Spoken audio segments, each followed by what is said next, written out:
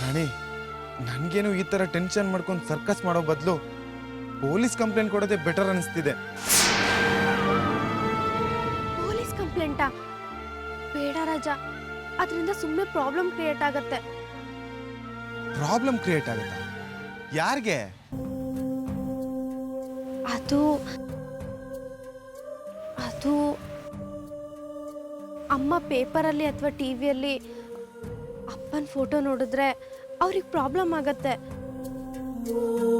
ಅತ್ತೆಗ? ಅತ್ತೆ ನಿಮ್ಮ ಅಪ್ಪನ ಫೋಟೋ ನೋಡಿದ್ರೆ ಅವ್ರಿಗೇನು ಪ್ರಾಬ್ಲಮ್ ಆಗತ್ತೆ?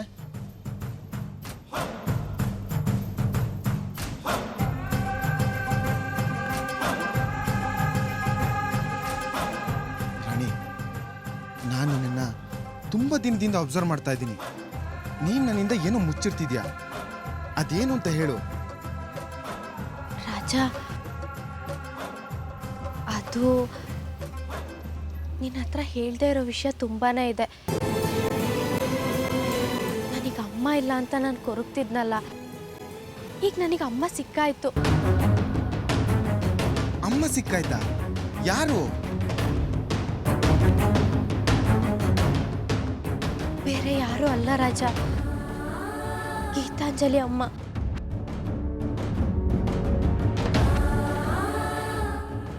ರಾಣಿ, ಏನ್ ಹೇಳ್ತಿದ್ಯಾ? ಹೌದು ರಾಜ.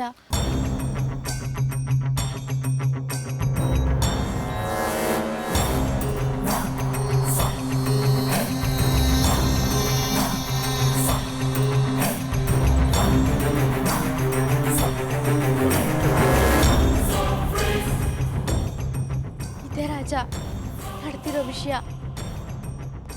ಇದನ್ನೇನಾದ್ರೂ ನಾನು ನಿನ್ನ ಹತ್ರ ಹೇಳಿದಿದ್ರೆ ನೀನು ಶಿವಾನಿ ಹತ್ರ ಹೋಗಿ ಗಲಾಟೆ ಮಾಡ್ತಿದ್ದೆ.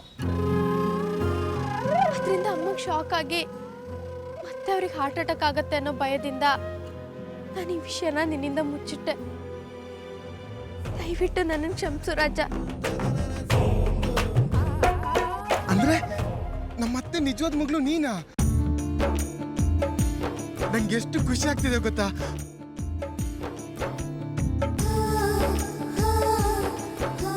ರಾಣಿ, ಹಾಗಾದ್ರೆ ಆ ಶಿವಾನಿ ಯಾರು? ಅದೇ ನನಗೂ ಗೊತ್ತಾಗ್ತಿಲ್ಲ ರಾಜ. ಅದು ಗೊತ್ತಾಗ್ಬೇಕು ಅಂದ್ರೆ ಅಪ್ಪ ಬೇಗ ಹುಷಾರಾಗ್ಬೇಕು.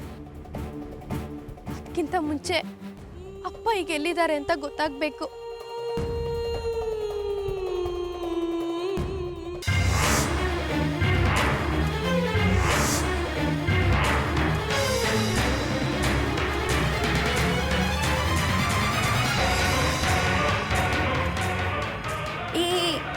ಸದಾನಂದ, ಎದ್ದೇಳು.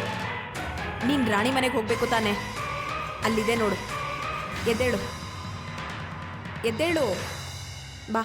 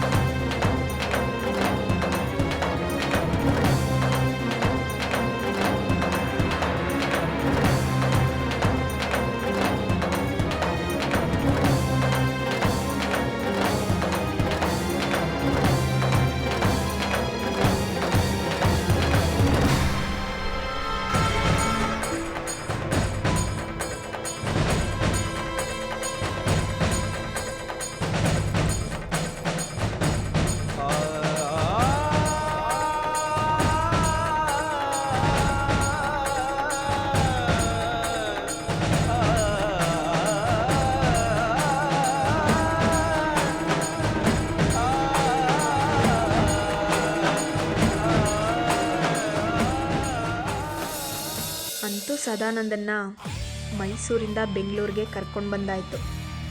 ಇನ್ನೂ ಇವನನ್ನು ಆ ರಾಣಿ ಹುಡ್ಕೋಕ್ಕೆ ಸಾಧ್ಯನೇ ಇಲ್ಲ.